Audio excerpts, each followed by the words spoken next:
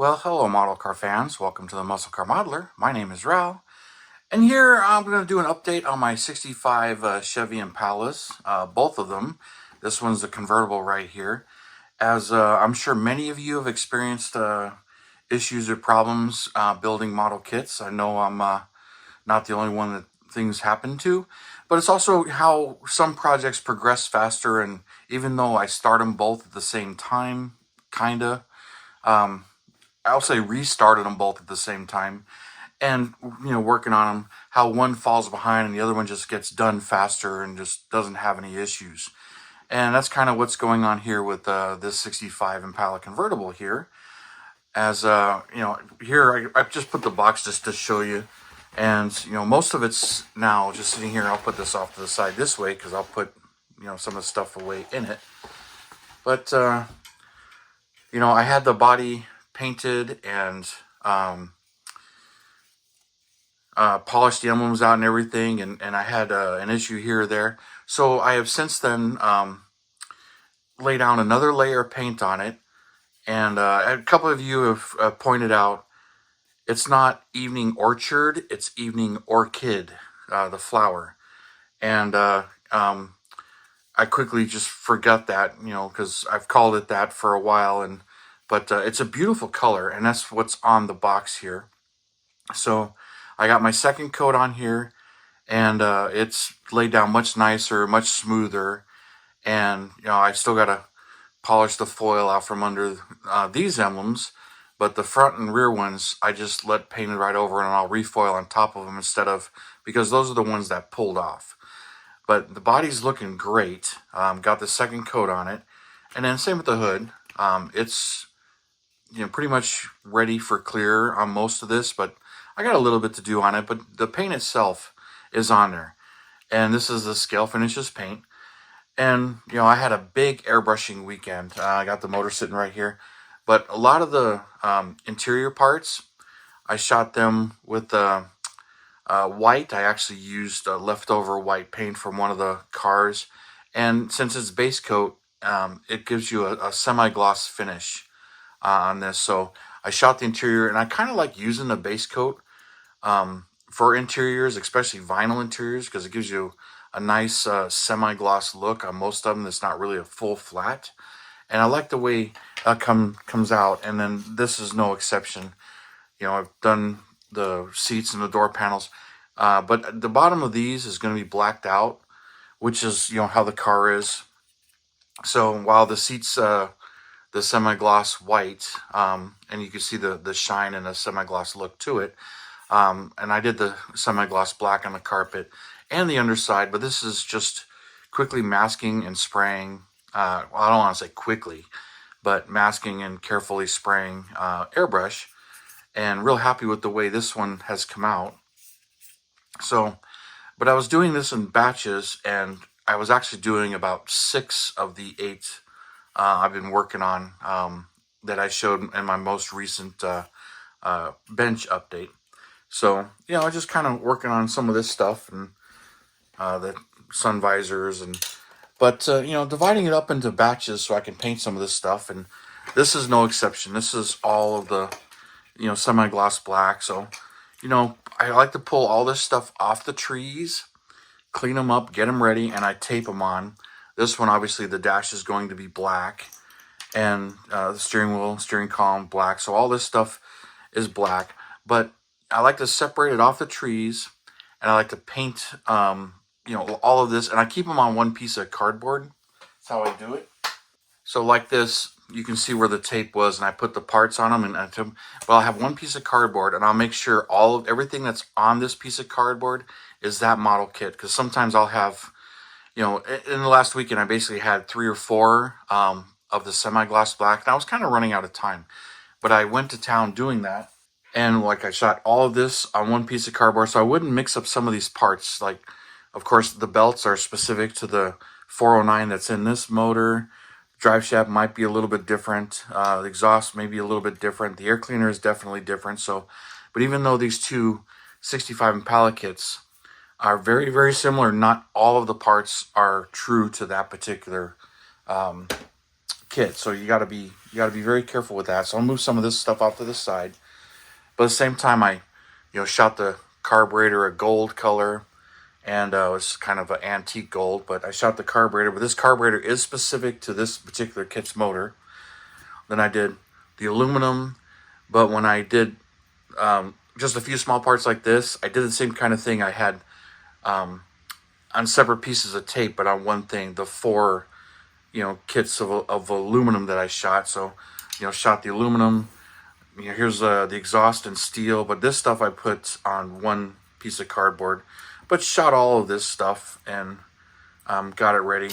So this is my 65 Coupe kit, and well, I've cleaned up, got it ready. I haven't sanded that off of the back yet. I did do it to this one because these are both the same, so you can see where I sanded it off there, but I haven't sanded the numbers off of here.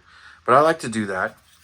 But there's really, no difference between the two chassis, between the two kits. That's pretty much the same. But of course, the interior tub a little different right here. The rest of it's pretty much the same. And then, like I mentioned, a few of the parts, but some of these interior parts on this one are going to be blue. They're not going to be black. So most of the interior on this one's going to be blue to match the car. Here's that different air cleaner since I was talking about. This one has the 396 in it. So a few parts are different because of it. The fan belts and some of the other parts. So funny part, the AC lines don't look any different. But like I said, I keep all of this stuff separated. But this is the one that's fallen behind.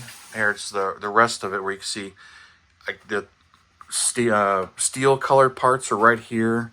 The 396 is right there.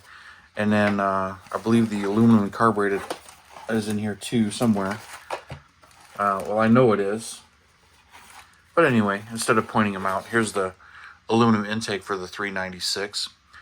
Which I'm not 100% sure this one should be aluminum. I've seen both of them this way, but I've seen some aluminum and some with the orange intake. But decided I would go aluminum, and that's what the instructions are actually calling for. But if you remember, this is the one where the paint, I had an issue with the blue paint. So I did strip it. Got some time to shoot some primer on this one. So this one's primered. Needs to be sanded a little bit, so I didn't go any farther with this one. So stripped, reprimed both the hood and the body. And I do have the blue paint on order from Scale Finishes, another batch of it. But I figured I would explain a little more because some people were asking what was going on there. Like I said, it wasn't really drying. It was sticky and tacky. And since it's all pre-mixed and pre-thinned and everything, I just kind of tossed it off to the side and didn't really, make a fuss. I didn't contact Jameson at Scale Finishes to find out what's going on. I figured it's probably something I did, or maybe it's because it was old paint. But I have 2 bottles of it, so I'll explain. Like, here's the same AMC engine metallic blue that I used. But this was from the other bottle, and it dried just fine. All right, comparing the 2 bottles. But since I have both of them, I'll show you a little bit more. And one of the clues that brings me to that conclusion. But I mean, I painted this motor kind of apart, then I glued the valve covers in the front on and did another coat on it. And it dried just fine. I don't have any issues. It doesn't scratch real easy. Doesn't feel gummy. But here's the paints. And I'm trying not to shake these on purpose to kind of show you. You look at those, you can see they're not really, they're the same. And you can see they are different batches. One says AMC Metallic Blue Engine. The other one says AMC Metallic Blue 69 to 74. I couldn't tell you which one of these 2 I bought first. But I do know I bought one, forgot I had it, and bought another one, knowing I had some AMC projects. But as you can see, without mixing them up, there's definitely something different there. And I don't really know. I'm not a chemist. But I do know that this one, where it's separated really good and it's orange and metallic, this is the one that I'm not having any problems with. I painted the engine with this, and it came out beautifully, and I'm not having any issues. But this one, this is the one that I used on that one. And when you mix them up, they're pretty much the same color, although this one, it's a little more, it's funny because it's more blue, but it's, with the metallic, they both look You mix them all up. You can see one seems just a little bit more metallic-y than the other one. But for whatever reason, this is the one that smells really funny. When I say smells really funny, I mean like bad body odor funny. It doesn't smell like thinner or paint. When it was drying, I kept swearing that I'm smelling bad body odor from my own armpits, but I'm like, why do I smell so bad in this room and not anywhere else? And it was messing with my mind. And then I realized I moved this to the garage, and then I started, I was smelling it in the garage. I'm like, okay, it's the paint, and it smells funny. Um, but yeah, it's just kind of, how it was working. And I wasn't too worried about it, as I don't know, which one of these bottles is the older one, which is newer, but I don't think it's an issue of the actual paint.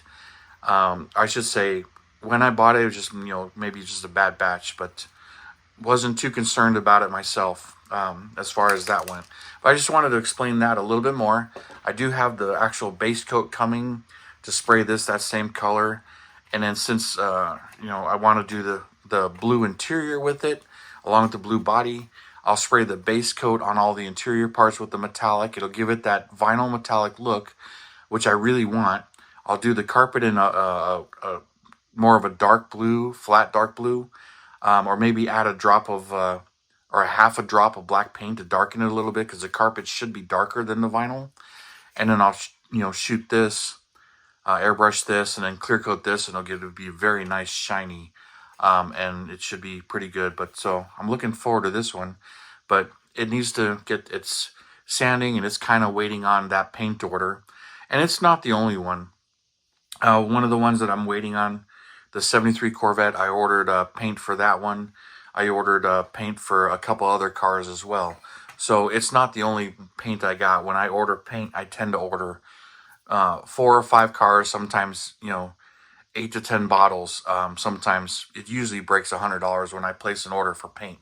So that's my own fault for, when I ordered a second bottle of this, not realizing I already had a bottle. But it's kind of funny how that worked out. But I wasn't going to use that. Once I decided I was going to repaint it, I was going to get the semi-gloss so I'd have a really good clear coat on it. But anyways, you guys, I wanted to show you what's going on with this, explain why, this one is much farther along than this one. As you saw, I had an issue, so I stripped it. It may catch up. It may not. It depends on my excitement. It's kind of fun, but I need to shoot all these interior parts need to be shot in semi-gloss black. And I got one other kit that, I need to do the semi-gloss black. But, I did 4 or 5 exhaust systems in steel. Did, 4 or 5 carburetors in gold. So I was batch painting, and I did a lot of that this last weekend. But I just wanted to tell you guys about that and show you where I'm at with this particular set of projects here. But you guys, thank you for tuning in, subscribing, and all your comments and your support. I really do appreciate you guys, and you have a wonderful weekend, and I'll see you next time.